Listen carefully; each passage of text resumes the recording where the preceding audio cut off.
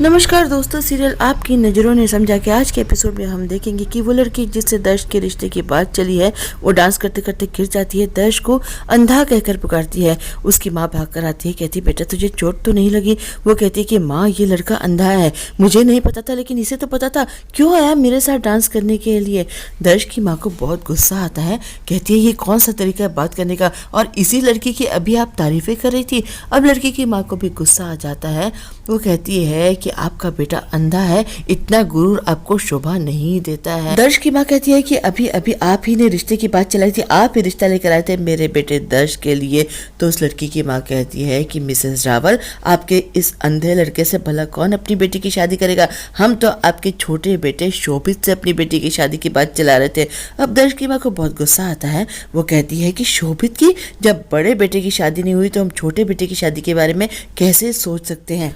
उस लड़की की माँ कहती है कि मिसेस रावल, कौन नॉर्मल लड़की के अंधे लड़के से शादी करेगी? कौन अपनी जिंदगी में इतना बड़ा कॉम्प्रोमाइज करेगी?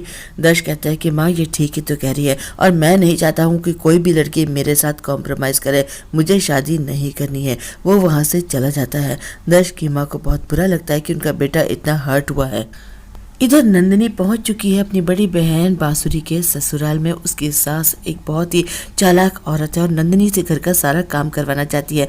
वो प्यार से दो मीठे बोल बोलती है उससे और कहती है कि बेटा थोड़ी देर आराम कर ले, उसके बाद ये जो सारा सामान दहेज में तो लाई है ना, इसको खोलने का काम कर लेना। उसकी नज़र शगुन में मिले रुपयों पर भी है। उसके बारे में पूछती है। नंदिनी लिफाफा निकालती है, कहती मैं तो भूल ही गई थी, अभी बिग बहन को देकर आती हूँ। तो उसकी सास कहती है कि तेरी बिग बहन अभी आराम कर रही है, ला मुझे दे दे, मैं उसे बाद में दे दूंगी। वो लिफाफा भी रख लेती है। अब ये लिफाफा गुंजन अपनी दादी के हाथ से छीन लेती, खोलने लगती है। तो दादी एक ड्रामा करती, कहती कि क्या कर रही है, किसी का लिफाफा ऐसे खोलते हैं? ये तेरी मम्मी की अमानत है, ला मुझे दे, मैं रख लेती हूँ। नंदिनी कुछ पैसे भी निकाल कर देती है। तो सासू माँ कहती हैं कि ये किस लिए दे रही है? वो कहती है कि मैं अपनी बड़ी बहन की ससुराल में ऐसे फ्री में थोड़ा रहूंगी, मैं आपको हर महीने किराया दूंगी और ये इस महीने का किराया है। पहले तो वो आनाकानी करती है, कहती है ऐसी कैसे बात कर दी बेटा तूने, तू इस घर में मेहमान थोड़ी है, तू इस घर की बेटी है, लेकिन तू कह रही है तो ला मैं से रख लेती हूँ। नंदिनी जाकर दहेज का सामान सेट करने लगती है, खोलने लगती है। तभी एक बार फिर से बांसुरी की सास आ जाती है। पीछे से उनके हाथ में एक तेल की बोतल है।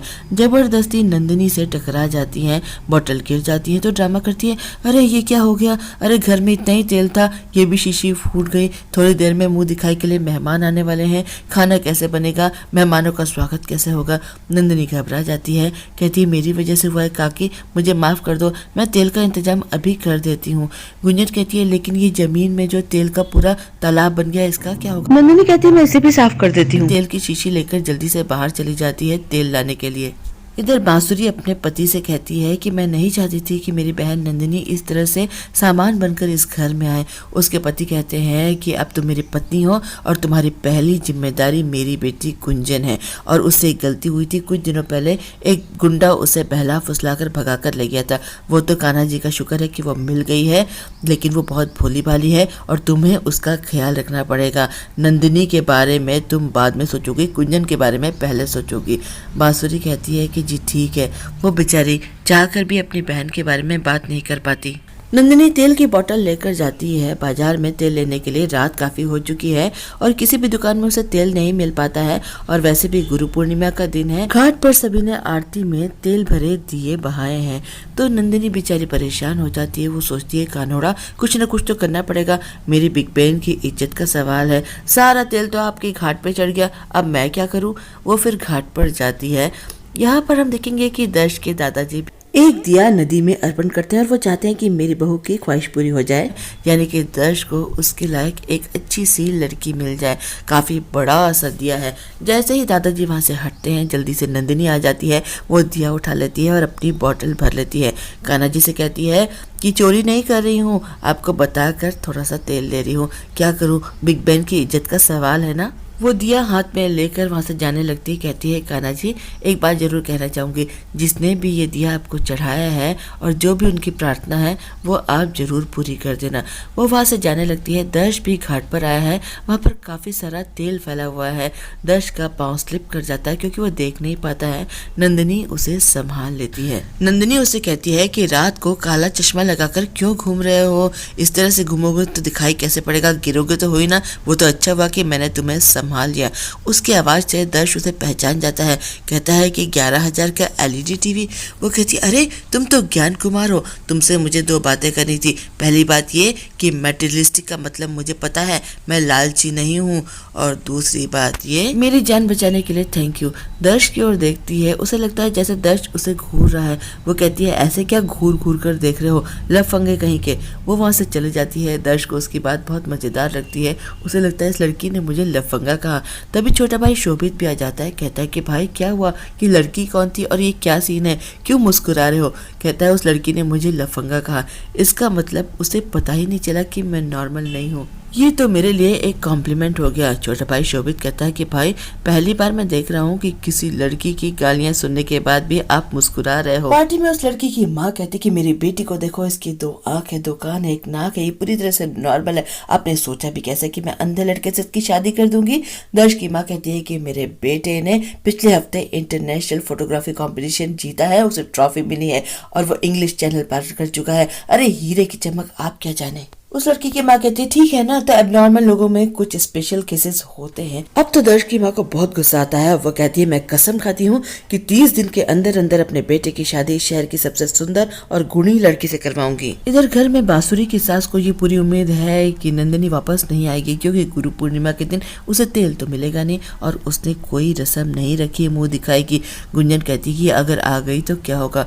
तभी नंदिनी पहुंच जाती है, कहती है काकी मैं तेल लेकर आ गई, लेकिन मेहमान अभी तक नहीं आए। काकी फिर ड्रामा करती है, कहती है कि बेटा मैंने सबको मना कर दिया। किस मुंह से बुलाती, घर में खाने को कुछ था नहीं और तेल भी नहीं था और तेरा भी कुछ आता पता नहीं था। वो कहती है कि काकी आप सबको बुला लीजिए, मैं 20 मिनट में कुछ बना दूंगी। काकी कहती नहीं नहीं बेटा, अब 9 बज चुके हैं ना, 9 बजे के बाद हमारे घर में चूल्हा नहीं चलता, लेकिन तू भी तो भूखी होगी, चल अपने घर का नियम तेरे लिए मैं तोड़ देती हूँ, अब शकुन होगा और क्या होगा। ज्यादा से ज्यादा कल सुबह जो लड़के वाले गुंजन को देखने आ रहे हैं वो मना कर देंगे। अरे मेरे बच्ची को तो मना सुनने की आदत पड़ गई है।